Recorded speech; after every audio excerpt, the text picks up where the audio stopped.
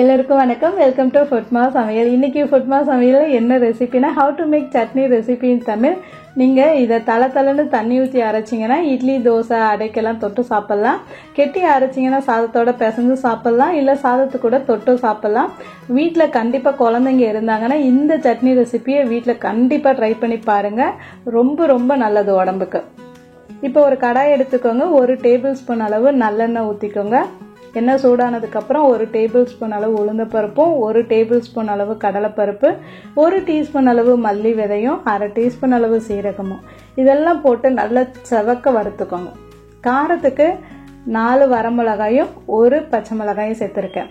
குழந்தைங்களுக்கு கொடுக்கறதா இருந்தால் இந்த காரம் போதுமானதாக இருக்கும். பெரியவங்க சாப்பிட்றதா இருந்தால் எக்ஸ்ட்ரா காரம் போட்டுக்கோங்க. ஒரு 5 துண்டு பூண்டும் 1 சின்ன துண்டு இஞ்சி, 1 மீடியம் சைஸ் வெங்காயம், சின்ன வெங்காயம் இருந்தாலும் 1 கப் அளவு உரிச்சு சேர்த்துக்கோங்க. இது எல்லாத்தையும் மிதமான தீயில நல்லா கலந்து எடுத்ததுக்கு அப்புறம் ஒரு 1/2 கப் அளவு துருவன தேங்காய், தேங்காயோட ஈரப்பதம் இல்லாம நல்லா வதக்கி எடுத்ததுக்கு அப்புறம் ஒரு சின்ன துண்டு புளியையும் சேர்த்துக்கோங்க. நல்லா கலந்து எடுத்து இதை கம்ப்ளீட்டா ஆற வச்சிருங்க. அடுத்து 1 டேபிள் ஸ்பூன் அளவு அதே கடாயில நல்லெண்ணெய் ஊற்றிக்கோங்க.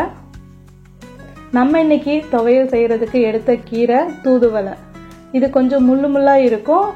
கண்டிப்பாக சுத்தம் பண்ணும்போது பார்த்து கவனமாக சுத்தம் பண்ணி எடுத்துக்கோங்க. நல்லா 2 கைப்பிடி அளவு சேர்த்துருக்கேன்.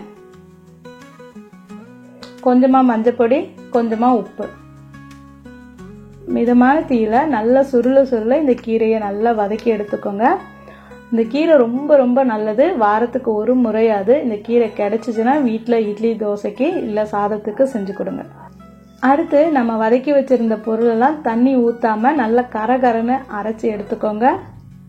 எடுத்ததுக்கப்புறம் நம்ம வதக்கி வச்சிருந்த இந்த கீரையும் சேர்த்து அரைச்சிங்கன்னா சாதத்துக்கு இந்த மாதிரி பதத்தில் கொஞ்சம் கரகரன்னு அரைச்சிக்கோங்க. இட்லி தோசையாக இருந்தால் தண்ணி ஊற்றி அரைச்சிங்கன்னா சட்னி ரெடி ஆயிடுச்சு. கண்டிப்பாக இந்த மெத்தடில் இந்த சட்னி செய்முறை வீட்டில் செஞ்சு பாருங்கள். தூதுவளை சட்னி ரொம்ப சுவையாக இருக்கும். நன்றி.